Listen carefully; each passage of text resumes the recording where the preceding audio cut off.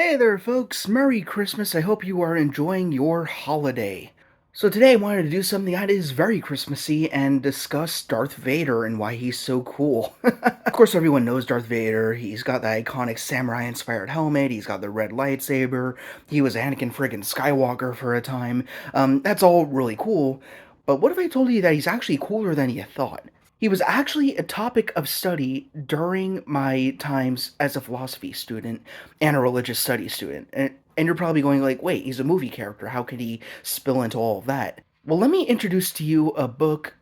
Weird coming from a guy who's already said he doesn't like books, but there's a book called The Hero of a Thousand Faces by Joseph Campbell. The essential premise goes along the lines of most of the great hero stories that we've seen throughout history, whether it be in religion or in movies, has been largely built around the same skeleton. It usually goes something like this. You have some hero who lives in small upbringings, and there is some sort of calling, something that's telling them to go on a big adventure or a big mission. And they're initially like, I'd rather just stay here and do what I'm doing or know what I already know. And then eventually either something happens or they think about it for a time and they're like, all right, you know what? Maybe this is the right thing to do. And then they venture out on this big trip. Then they meet certain character archetypes. So, like, there's the mentor, there's the fool, there's certain characters who embody certain tropes on their journey. And then they go out there, they slay the dragon, they save the day, or whatever it is, and then they go back home to where their journey originally began with everything that they've learned. And this is a story we've seen so many times. You've seen it in stories of faith. You've seen it with, I mean, to be more familiar, you've seen it in the movies. You've seen it with Neo from The Matrix. You've seen it from friggin' Shrek. He's actually a really good example. Donkey being the fool character. But then you get to Anakin Skywalker slash Darth Vader, and that's where the mold changes in a very interesting way. So you do see the same tropes with Anakin Skywalker. Of course, you're gonna have to talk about the prequels a little bit more to understand Darth Vader as we see him in the original trilogy. You got Anakin Skywalker. He lives on a Dust Bowl planet, being Tatooine, and he's a slave kid. He's just dusting off pod racers for this blue Toydarian Watto, as I know all the species in Star Wars, kind of an autism thing.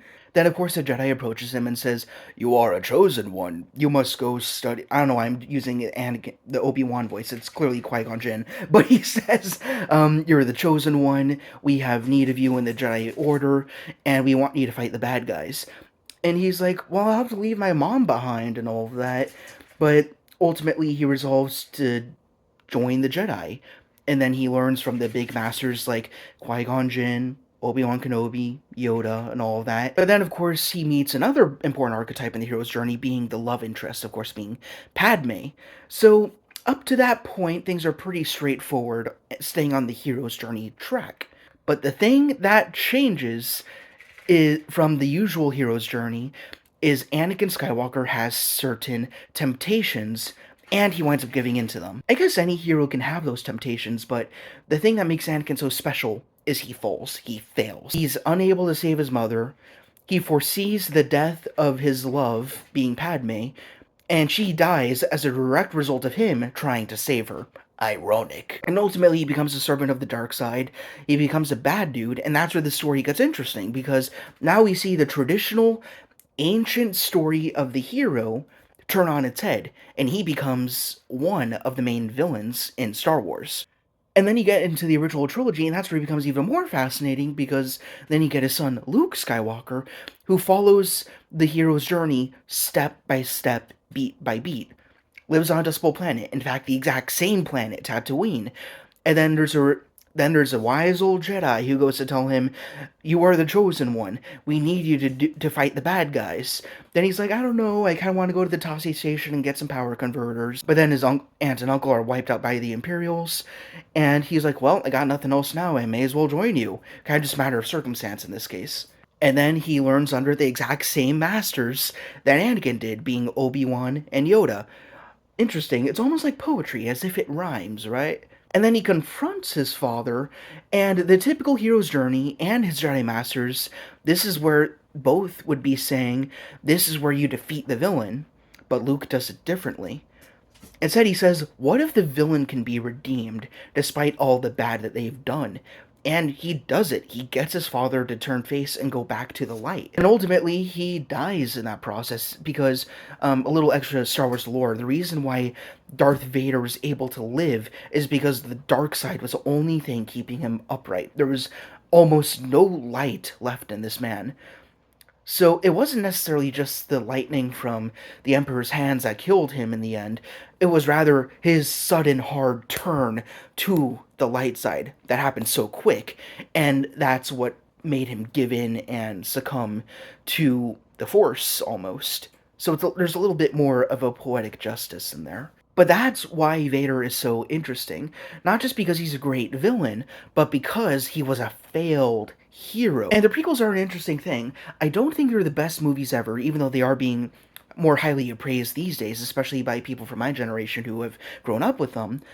Like, I don't think they have the best acting, I don't think they always have the best writing, but the story is so goddamn good. Like, you see Anakin, like, succumbing to the dark side, you got Palpatine's rise to power and everything. Like, it's all in there. The execution is kind of another topic of discussion, but the story's really good. Let me know what you think about them. And then when you get to the original trilogy, of course, you're not seeing as much of Vader's hero's journey, but you're seeing Luke complement the resolve, the resolution that comes at the very end of Vader's time as a Darksider. So yeah, Vader is a great character, not just because he looks cool, he could do cool things, he's a cool dude and all that, but because he used to be somebody else. He used to be the ancient story of the hero that's being told over and over and over again because it's one of the best stories that us as a species has to tell, and we love telling it through different characters and through different medium. But what makes him so unique is that he fell, and the fact that, ironically, even though he couldn't save himself, he was saved by someone else who did stay the course of the hero. From a literary standpoint, Vader is tops.